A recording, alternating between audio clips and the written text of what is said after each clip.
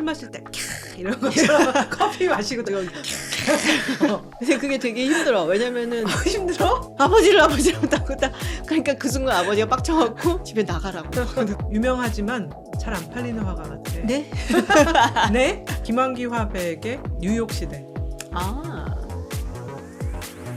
네, 안녕하세요 여러분. 롱테크 김시윤입니다. 안녕하세요, 전혜입니다. 자, 이제 여름인가 봐. 그러니까 어제 저 오후에는 정말 걸어 다니는데 더워서 땀이 막 나더라고. 그러니까요. 이게 뭐 봄도 별로 없었던 것 같은데 갑자기 여름이 아니 근데 되고 난리야. 지난주에 눈 오고 우박크 맞았는데. 아, 그런가? 열흘 만에 날씨가 여름이 됐어요. 벚꽃을 잠깐 봤던 것 같은데. 벚꽃들도 힘들었을 것 같아. 맞아. 나왔는데 이게 뭐야? 그러고서 금방 져버렸어요. 그러니까요. 자, 오늘은 무슨 이야기를 해볼까요? 오늘은 간만에 국내 여행 얘기를 해보려고 국내 하는데요. 여행. 네. 지난번에 안동 얘기한 것도 많은 분들이 좋아해 주셨는데 그쵸.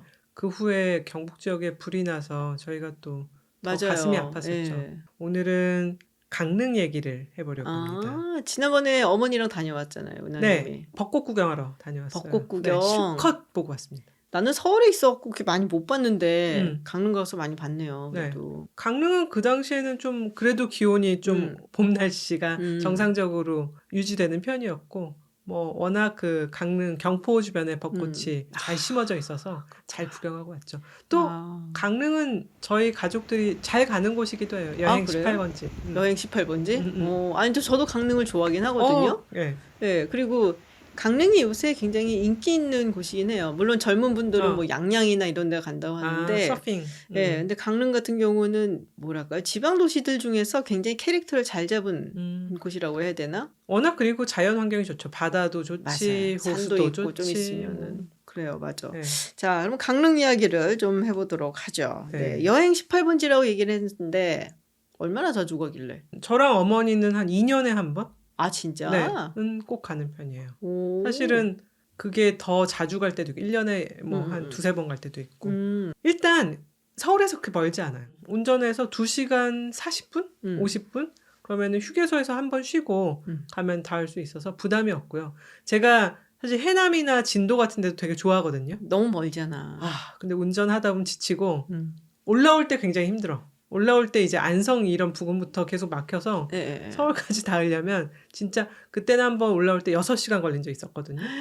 그래서 뭐 강릉은 거기 비하면은 부담 없는 여행지죠. 그렇군요. 근데 예전에는 강릉이나 속초 이런 데 가는 거 되게 힘들었어요. 아, 그런가? 네, 지금은 고속도로가 뚫려갖고 그래서 이게 2시간 뭐 40분, 뭐 3시간 안으로 간다라고 얘기했는데 그런 게 뚫리기 전에는 정말 옛날 얘기긴 하지만 그렇구나. 한계령을 이렇게 넘어서 그래요? 거불 한양에서 생각나네요. 갑자기 한계령.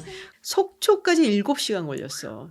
옛날 얘기지만 강릉도 뭐 비슷했었던 거죠, 사실. 그런 부분. 지금은 양양고속도로도 있고 그래서 굉장히 빠르게 갈 수 있는 몇 가지 옵션이 있는 것 같아요, 길은. 그렇죠. 그래서 가기가 훨씬 편해졌고 그래서 사실 강릉도 어떻게 보면은 많은 사람들이 더 찾게 되고 그런 것 같은데 그래서 저도 강릉 되게 좋아해요. 네. 그러니까 약간 그 상큼한 맛이 있다고 해야 되나? 도시 자체가 말씀하신 것처럼 바다도 있고 또 산도 있고 그리고 뭐랄까 녹음이 막 이렇게 보이기도 하면서 그리고 거기가 굉장히 오래된 그렇죠. 역사 있는 곳이기 때문에 먹을 것도 많고 볼 것도 많고 그래서 정말 그쵸.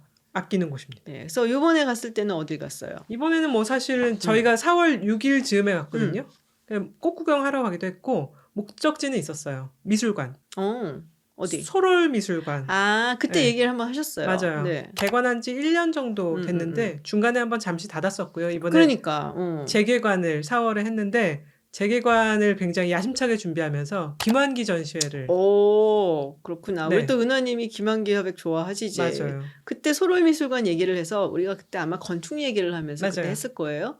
그래서 봤더니 휴관 중이라고 나와갖고 그래서 저희 첫째가 왔을 때 보러 갈까 했었는데 못 갔었거든요. 근데 다시 개관을 했나 봐요. 근데 그 건축이 이제 리처드 마이어. 네, 리처드 마이어. 가 설립한 마이어 파트너스라는 건축 회사에 의해서. 왜냐하면 리처드 마이어가 이제 거의 90인가?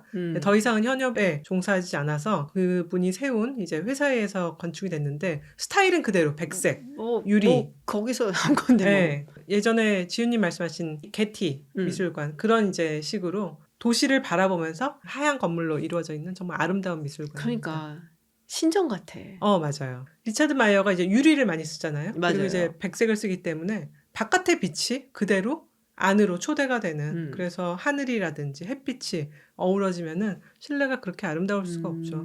그렇군요. 네. 자, 그렇다면 김한길 화백 전시를 갔다 왔는데 네. 좋았겠지 뭐. 너무 좋았죠. 굉장히 좀 축약된 어떤 시기를 보여주는데 김한기 화백의 뉴욕 시대.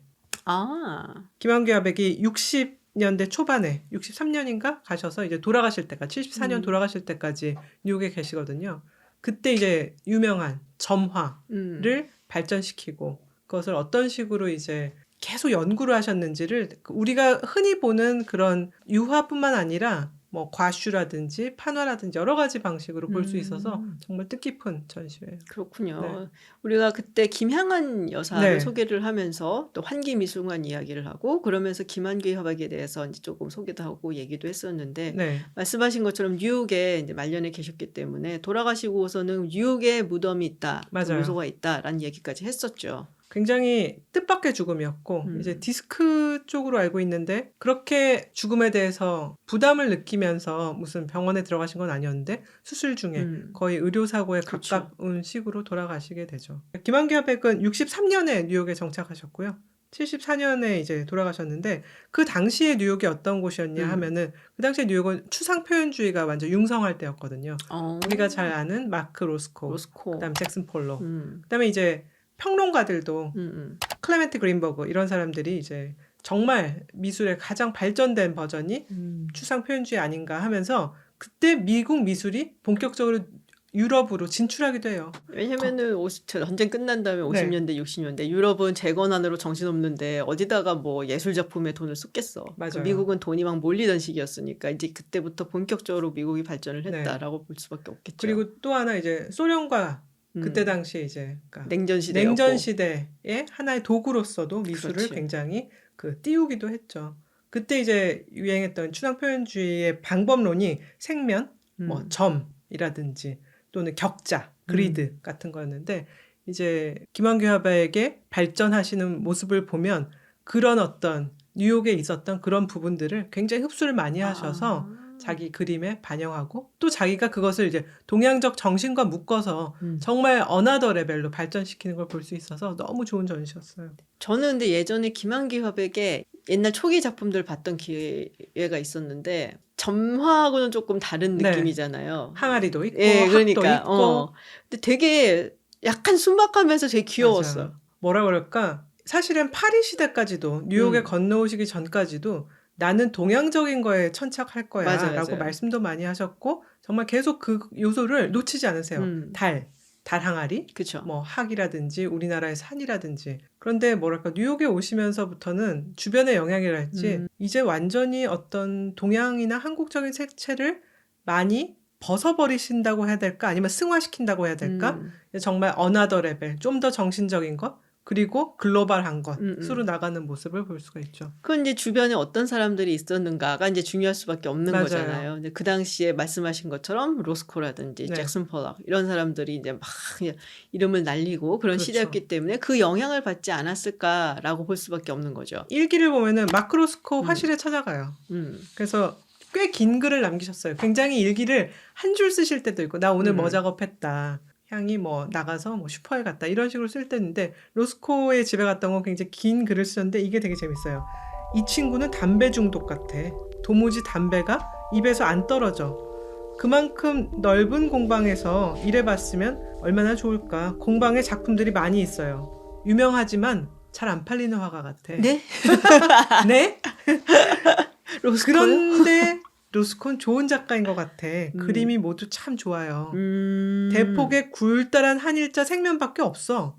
그런데 퍽 부드럽고 꼭 고요한 실내악 같은 감흥이야. 아마 김양한 여사한테 이제 말씀을 해주시는 걸 글로 옮긴 것 같은데. 그러네요. 네, 로스코가 굉장히 그림도 많이 보여줬고 서로 교감이 이루어진 것 같더라고요.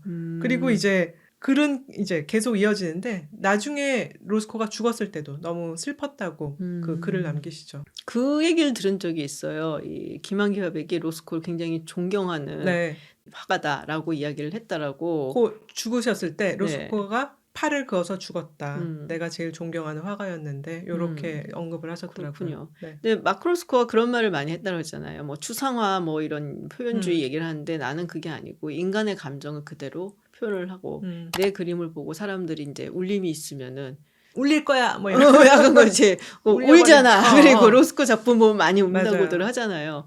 근데 그거를 인용을 하면서 이제 김한기 화백이 내가 가장 존경하는 화가가 한 말이다라고 이렇게 얘기를 했다고 하더라고요.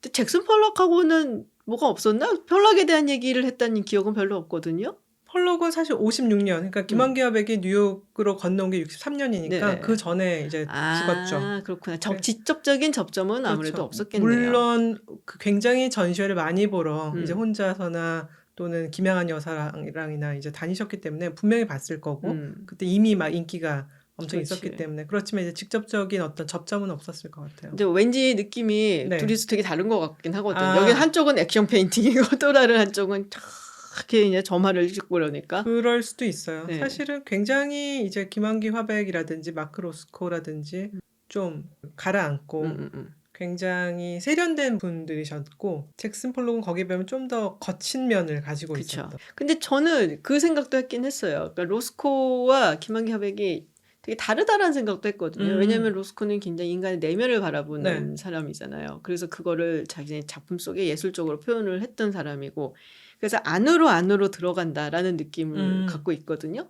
근데 김한기 화백의 그림은 점에 시작해서 선으로 이어지고 면으로 이어지고 그러니까 안에서 밖으로 나간다는 느낌이에요. 그래서 그게 결국 우주를 이루고 그러니까는 되게 다른 방식으로 접근을 한다라는 그런 생각을 했고 이건 뭐 순전히 제 생각이니까 제 내피셜이지만 그래서 말씀하신 것처럼 좀 더 세련되고 점잖고 그리고 굉장히 좀 진지해 보이는 그런 그런 느낌을 주는 작품들인데 양쪽 다 접근 방식이 좀 다른 것 같아라는 그림에 대해서 일도 모르는 일자 무식쟁이 지윤이가 했습니다. 그런 말을.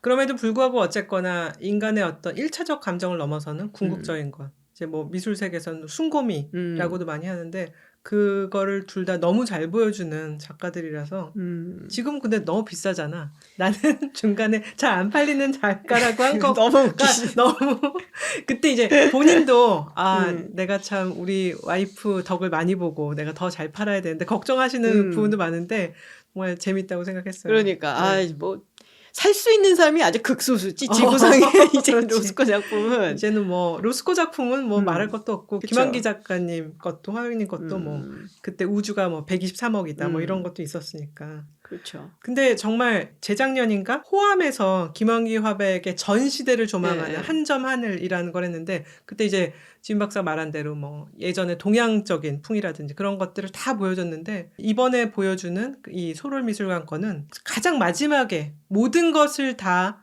걸러낸 뭐랄까 증류시킨 그런 정제된 그림들을 보여주고 그 정제된 그림으로 나가는 그 과정을 하나하나씩 보여줘서 어떤 면으로는 정말 더 뜻깊은 그런 전시였어요. 그렇구나. 또 가고 싶네요. 6월까지 한다고 합니다. 꼭 가보세요. 저는 사실 이제 지난번에 그 시마크 호텔을 갔었거든요. 좋아하지. 너무 호텔. 좋지. 호텔 자체 워낙 비싸서 그렇지. 그렇죠. 들어가면서 바다 전경 쫙 보이고 로비가 정말로 압권이죠. 근데 또 거기에 계신 직원분이 너무 친절하게 저한테 팬이라고 하셔갖고 감사합니다 이 자리를 빌어서 그랬던 기억이 나는데 그때 가을이었어요. 가을도 좋지. 경포 호수가 바로 그 아래쪽에 있잖아요. 맞아요. 거기를 한 바퀴를 뛰었어요. 그래갖고 다 뛰면은 한 4km, 5km 돼요. 경포 호수가 정말 큰 호수야. 굉장히 큰 호수야. 근데 너무 기분이 좋으니까 뭐 힘들긴 했는데 그래도 기분 좋아서 뛰었어요. 그래서 그때 기억이 나갖고 또 가고 싶다는 생각을 굉장히 많이 하거든요. 저희는 이제 벚꽃 구경을 하려고 경포 호숫가를 걸었죠. 거기 벚꽃이 정말 끝내주거든요. 그 좋았던 거는 벚꽃도 쫙 피어 있는데 조금만 길을 벗어나면 소나무 숲이 또 울창하게 있어. 야, 왼쪽에는 소나무, 오른쪽에는 벚꽃 이러면서 근데 정말 너무 좋았고 이제 그 경포 호숫가를 걷다가 허난설원 기념관 쪽으로 걸어갔거든요. 그럼 이제 고택, 초당 고택이라고 하는데 실제적으로 이제 그런 초당이 사실은 그 허균의 아버지의 호인데, 허엽의 호인데 초당 선생님이 지으신 건 아니고 후대에 지은 걸 그냥 이제 초당 고택이라고 붙여놨는데. 그리고 두부에다 붙인 거야?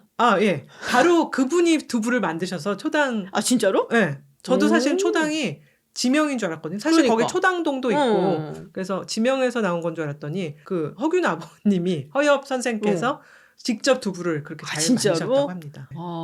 그래서 초당 두부. 그거 로열티 받아야 되는 거 아니에요? 그렇게 되면 그 후손들이 있구나.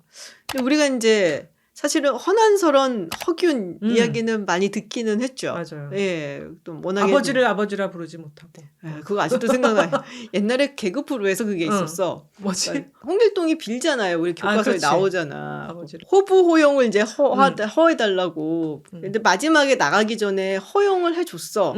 그리고서 이제 떠나. 제 기억에는 그래요.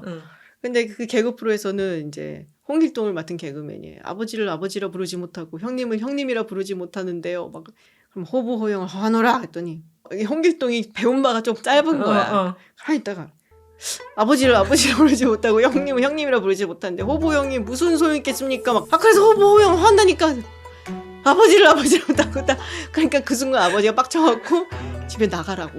그렇게 공부도 안 하고 그런 놈을 내가 집안에 둘 수 없다. 배움이 진짜 짧아. 그러니까. 근데 사실은 홍길동 굉장히 똑똑한. 엄청 똑똑했죠. 나중에는 이제 병조판서까지. 홍길동? 홍길동이 병조판서를 달라 그래서 임금이 병조판서를 줘요. 그리고 나중에 이제 일도국을 세워버리지. 그렇죠. 그러고서는. 정말 대단하고 허균 자체도 대단하고. 그렇죠. 허난설원도 대단하죠. 허난설원을 명나라에서 그렇게 높이 평가했다 그러더라고요. 예.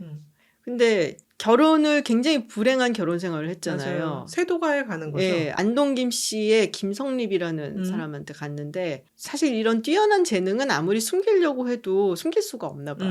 너무 이 시적으로나 문학적으로나 예술적으로나 너무 뛰어나니까 시도 막 짓고 근데 그게 꼴보기가 싫었나 봐.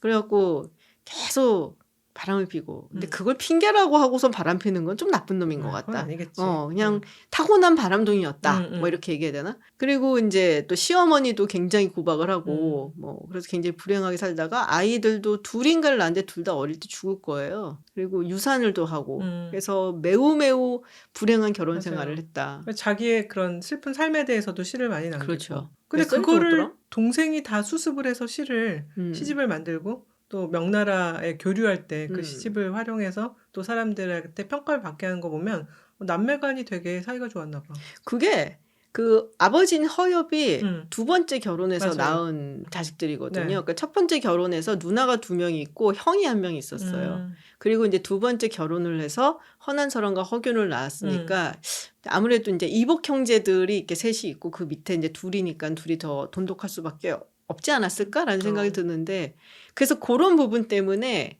이 허균을 이 서얼이라고 생각하시는 분들이 있어요. 그랬잖아. 서얼이 아닌 걸 알고 깜짝 놀랐어요. 홍길동전도 있고 하니까 그렇지. 그런 식으로 생각을 하는 분들이 있었나 본데 근데 아버지인 허엽은 고려 시대부터 굉장히 명문가 집안이었어요. 그렇죠. 네.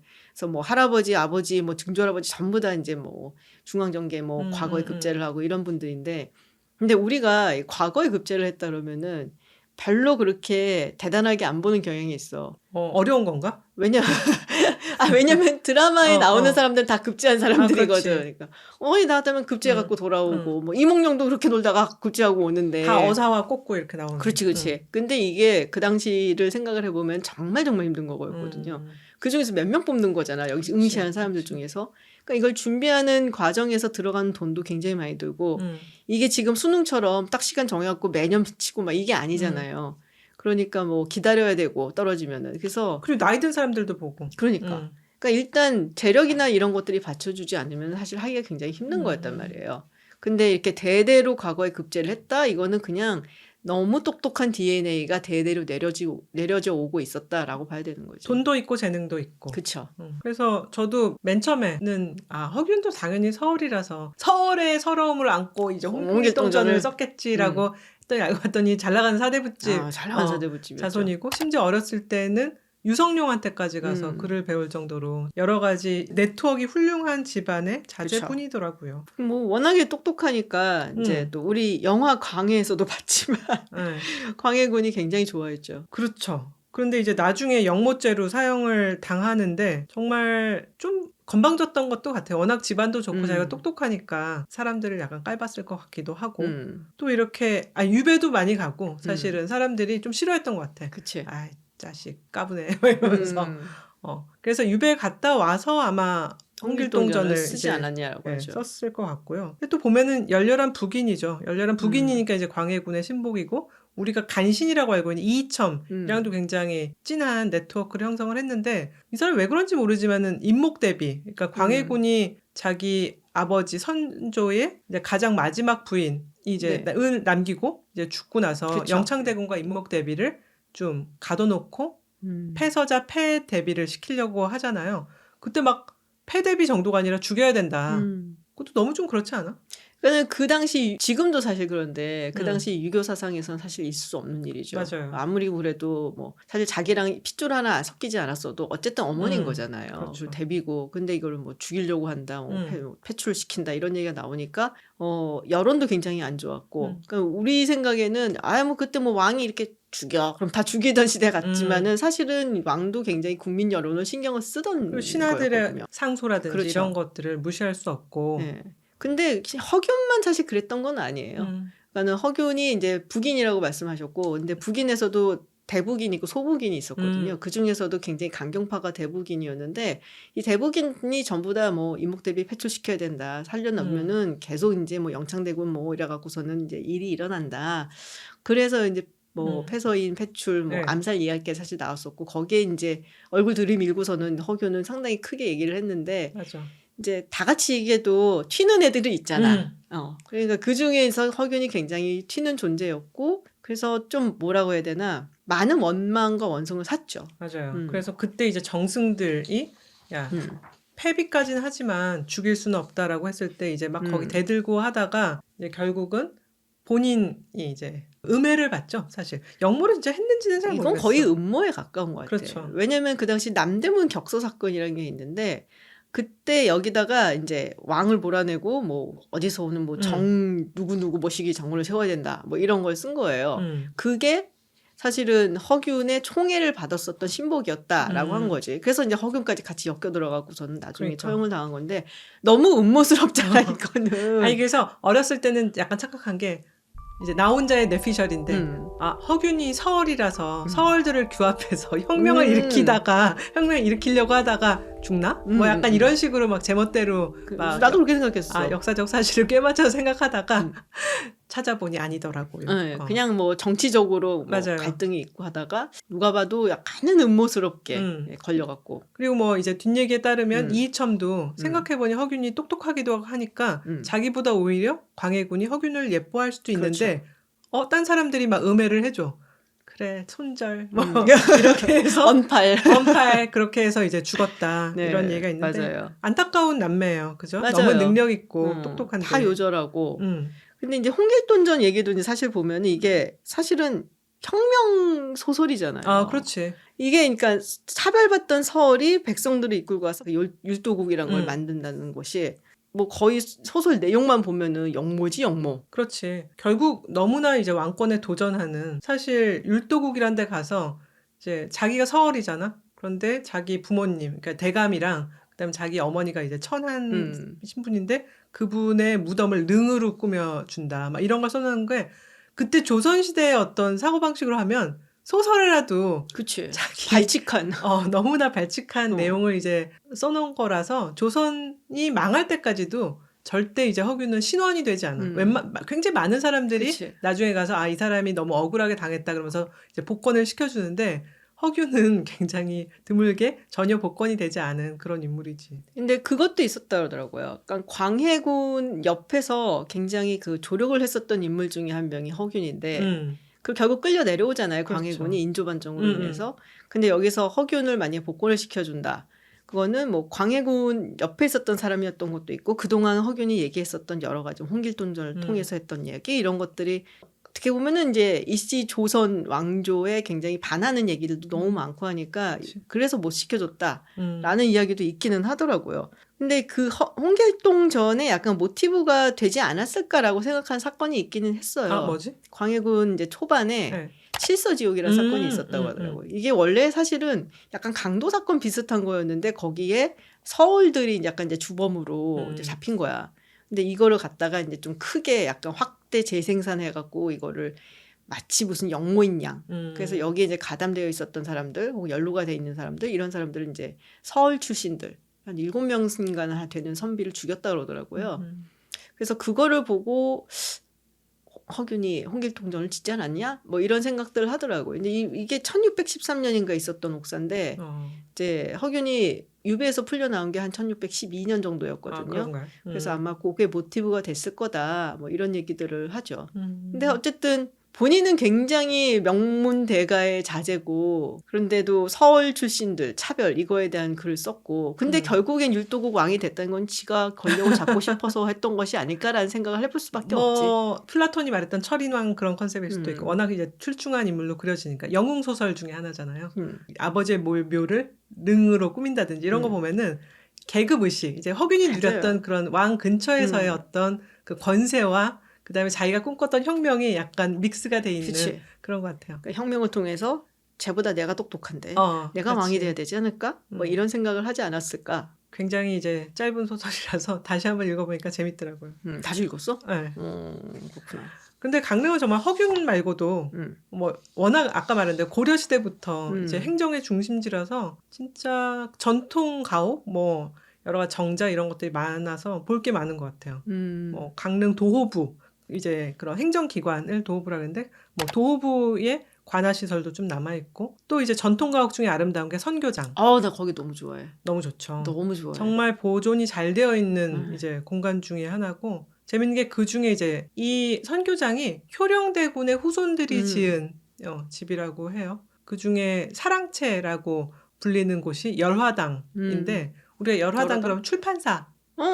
열화당을 아마 거기 후손 중에 한 분이 세우셨나 봐요. 그래서 열화당이 바로 출판사 열화당이 그렇구나. 시작된 곳이다. 이런 그 기록을 볼 수도 있고요. 굉장히 아름다운 곳입니다. 그러니까 저는 그때 사실 큰 기대 없이 그냥 갔어요. 네. 그래서 뭐 많이 알아보고 간 것도 아니고 선교장을 누가 추천을 해갖고 그냥 갔는데 애들 데리고 약간 늦은 오후였어요. 한 3시? 2시? 3시? 3시쯤이었던 것 같아. 근데 사람도 없고 그때 너무 좋은 거야. 조용하고 많은 사람들이 오지는 않는 것 같더라고요. 선교장에. 제가 갔을 때는 학생들이 수학여행을 온 것 같았는데 그러니까 수학여행 빼고 그냥 알아서 찾는 사람들이 그렇게 많지는 않았나 봐. 네. 그래서 우리 애들을 이제 데리고 거기 가갖고서 이제 쭉 보고 했는데 남자애들이잖아요. 거기가 제일 좋았다. 그래? 정말 고요하고 그러면서 이렇게 약간 좀 산 같은 게 있잖아. 뒤에 그렇죠. 동산같이. 거기를 이렇게 산책로로 해갖고 쭉 올라가서 한 바퀴 돌고 착 내려왔는데 그거 나름 배산 임수의 지형이야. 근데 뭐랄까 다른 이제 뭐 잘 한옥이 보관되어 있는 마을이라든지 뭐 이런 데 가서 보는 것도 기억에 남지만 거기가 그렇게 기억에 남았어요. 선교장이. 그래서 지금까지도 우리 아이들한테 지금 우리가 뭐 한국에서 돌아다녔던 지역 중에서 가장 뭐 인상이 깊었던 곳이 어디냐 하면 선교장 얘기를 꼭 해요. 너무 좋았어요. 그래서 더 많은 분들이 좀 더 갔으면 좋겠다고 생각하고 얘기를 하다 보니까는 그럼 너무 많은 분들이 가면 또 이게 안 되는 거 아닌가라는 생각도 좀 들기도 하고. 그런데 이번에 내가 발견한 것은 스테이를 하시더라고. 그때는 그런 거 없었던 것 같은데? 새로 프로그램을 만드셨나 봐. 아 진짜? 그 마치 하회마을에도 무슨 고택에서 고택 스테이 하잖아. 근데 선교장도 스테이를 시작하셨다 그래서 다음에는 호텔 좋지만 그러니까 선교장에서 한번 잠을 자볼까? 너무 좋네요. 네. 저는 거기 활례정이라고 하죠. 거기 정자가 이렇게 있고 연꽃 연못 같은데 이제 연꽃들 막 이렇게 있는데 너무 아름다운 거예요. 연꽃은 다 지었었던 것 같아 그때. 근데 연꽃이 한 6월 말 정도에 필까? 그때 그러니까. 가보면 좋겠네. 네, 저는 이제 9월에 갔으니까 그건 없고 연꽃 그 나뭇잎만 이렇게 쫙 있었는데 너무 아름다워서 그냥 저절로 힐링이 되는 그냥 마음이 좀 고요해지는 그래서 굉장히 좋았어요. 스테이를 하신다. 가야겠네 그럼 언제 한번. 스테이도 하시고 뭐 약간 요리 클래스 비슷한 것도 하시고 그래서 여러 가지 프로그램을 개발하는데 그거 굉장히 좋을 것 같지 않아요? 그러네요. 화전 같은 것도 만드나? 그럼? 화전철인데. 뭉게뭉게 여기 꼭 그려주세요. 화전.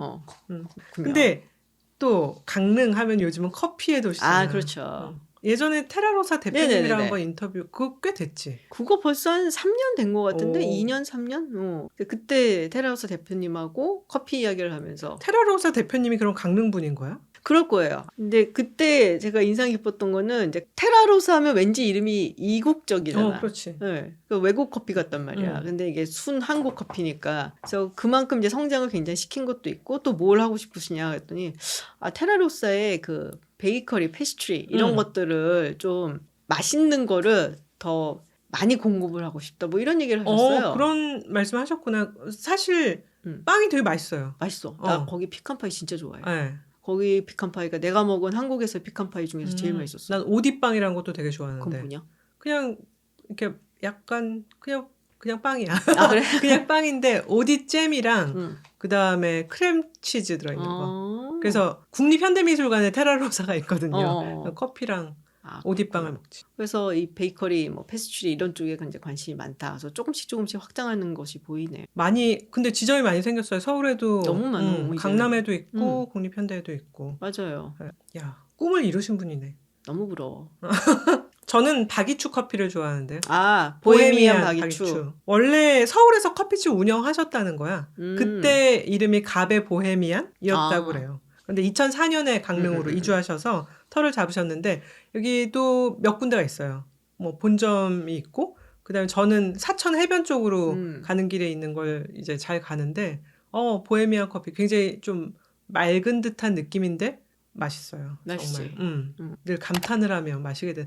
커피를 내가 이렇게 감탄을 하면서 막 마실 수 있을까? 술 마실 때 캬 이런 것처럼 커피 마시고 저는 그 KBS에 들어와 있어요. MBC에도 들어가 있고 MBC 건물 있는 근처에 이렇게 있고. 그렇구나. 그래서 방송국 갈 때 거기서 이제 많이 마셨지.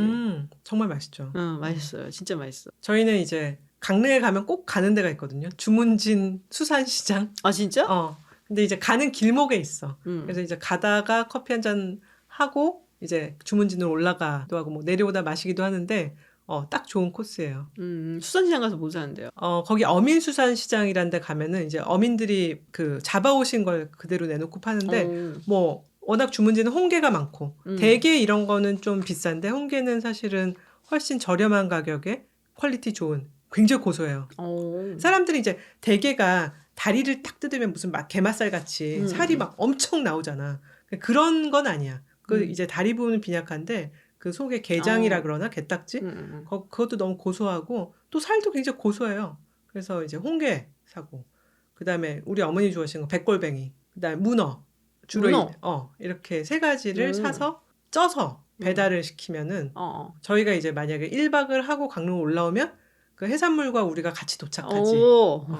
근데 시장에서 사서 찌는 집에 가기도 하고 너무 가게가 많잖아. 잘 모르면 우리는 어떨 땐 찌는 집에 먼저 가. 그럼 엄청난 카리스마를 가진 사장님이 계셔. 여자 사장님. 그래? 그래서 저희가 이걸 사서 붙이고 싶다 그러면 우리 손목을 이끌고 가게를 가서 이제 그 가게분에게 이분들이 뭐뭐뭐 사고 싶다는데 좋은 걸로 해줘 이러면은 이제 저희가 가게에서 값을 치르고 이제 찌는 집에 와서 이제 다시 그 찌는 값 택배비 내면은 이제 다 단도리를 해주시지. 이제는 다 편하다 너무. 다 너무 편해요. 그래서 문어도 뭐 정말 문어가 다라이라 그러나 막 다라이에서 막 기어 나와 막. 진짜 너무 막 스테미나 짱짱한 울살라다 울살라. 그냥 우리가 이탈리아 식당에서 폴포 이렇게 시키면 너무 정갈하게 이렇게 그치. 다리 하나 놓여 있잖아. 그게 아니라 막 살아 숨쉬는 막 펄떡거리는 정말 그런 문어를 막 먹을 수 있어서 이번에도 갔다 왔는데 정말 장을 쏠쏠하게 잘 보고 왔죠. 그렇군요. 그 생각은 못했어. 강추.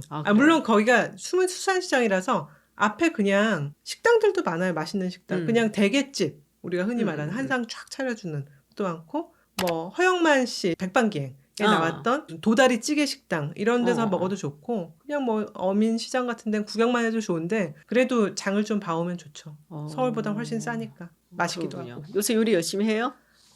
뭐 하려고 노력하고 있어요. 그런 질문을 하는 거야. 아니 그때 얘기했잖아. 요리 도전하고. 도전 결심한 다음에 이제 숙성 시간이 필요한 거지. 약간의 그 웜업 시간이 필요하다.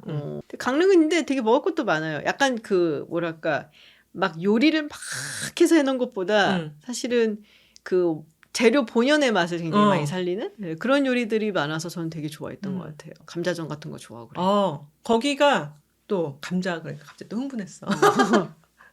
옹심이 거리가 있어요. 병산동에. 옹심이 거리. 옹심이 거리에 가면 이제 옹심이 가게들이 쭉 있는데 대부분의 그 옹심이 가게에 가면 옹심이 팔고 그다음에 감자적을 팔고 같이. 적이래. 네. 감자적 대구 사투리. 아 그런 거야? 감자적 팔고 플러스 장칼국수. 강릉은 이제 매운 칼국수 그치. 유명하니까. 그래갖고 이제 어머니랑 감자적 하나, 그다음에 옹심이 한 그릇, 그 장칼국수 한 그릇 다 먹고 거기서 이제 감자떡 파는 가게에 있으면 감자떡 한 팩 사오고. 감자 옹심이가 어떤 건지 좀 얘기를 해줘요. 감자는 이제 감자 옹심이는 감자 전분으로 이렇게 약간 뭐라 그럴까 굉장히 타피오카 같은 그런 류의 떡을 약간 찐득찐득한. 우리가 이제 조랭이 떡 할 때 그런 사이즈로 감자로 만들면 굉장히 찰기가 있으면서도 씹는 맛이 있는 탄력이 있는 그런 이제 알갱이를 만들어서 거기에 이제 그 멸치 국물 붓고 그 다음에는 육기를 얻는 거는 고명을 얻는 거는 뭐 김도 얹어주시고 들깨가루도 얹어주시고 그렇게 해서 먹는데 뭐 이거는 떡국이나 수제비랑은 또 다른 굉장히 감자 특유의 고소한 맛도 있어서 정말 맛있죠. 서울에서는 아주 맛있는 옹심이를 발견하기 힘든 것 같아. 그래요? 역시 강릉을 가요. 역시 강릉을 가서 감자 옹심이를 먹어야 된다. 옹심이 거리 추천합니다. 저도 사실 이제 감자도 되게 좋아하는 편이고 옥수수를 되게 좋아하거든요. 근데 또 강원도면 옥수수잖아. 찰옥수수. 근데 우리는 이북에서 내려온 집이기 때문에 옥수수라고 하는 강냉이라 그래요. 아 진짜? 그거 아시는 분들은 아실 거야. 이북에서 내려오신 분들은 옥수수라고 하기보단 강냉이라고 얘기를 해. 난 그냥 있으면 옥수수 튀기면 강냉인 줄 알았더니 그건 아니야? 보통 그렇게 생각하는데 그냥 강냉이라고도 얘기를 많이 해요. 그래서 아마 이북에서도 강냉 있고 옥수수죽을 강냉이죽 이렇게도 표현들을 많이 할 거예요. 그래서 강냉이라고 할 뻔했어. 그래서 옥수수 먹는 거 되게 좋아했고 말씀하신 것처럼 감자로 만든 요리들은 너무 많잖아요. 감자 맞아요. 전분부터 시작해서 옹심이도 그렇고 그래서 그런 것들 이제 굉장히 좋아하고 많이 먹죠. 냉면도 유명해요. 강릉이. 막국수 먹었어 이번에. 바닷가에서. 어. 너무 먹을 게 많아갖고 이게 2박 3일로 다 소화하기가 힘든 거야. 하루에 4끼를 계속 먹지 않는 한은. 그게 되게 아쉬워요. 강릉에 이제 시장에 가면 중앙시장에 가면 거기가 또 유명한 국밥 골목이 있어요.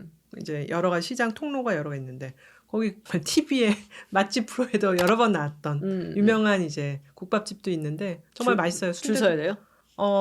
피크 시간에 가면 줄을 서는 것 같은데 이제 뭐 평소에 저희가 그 애매한 시간 뭐 4시 이럴 때 이른 시간에 가면 그렇게 줄 안 서고 먹을 수 있는데 국밥도 맛있어요. 국밥도 그렇군요. 굉장히 뜨끈하게 먹으면 겨울에 여행할 때는 특히 좋은 것 같고 뭐 시장 가면은 또 오징어 순대도 팔고 오징어 순대 좋아하지. 거기다 닭강정도 팔고 그래서 정말 고민 내가 정말 이걸 안 먹고 올라가야 되나 이거 먹으려고 또 내려와야 되나 뭐 여러 가지 막 그 심각한 고민들을 하면서 심각해.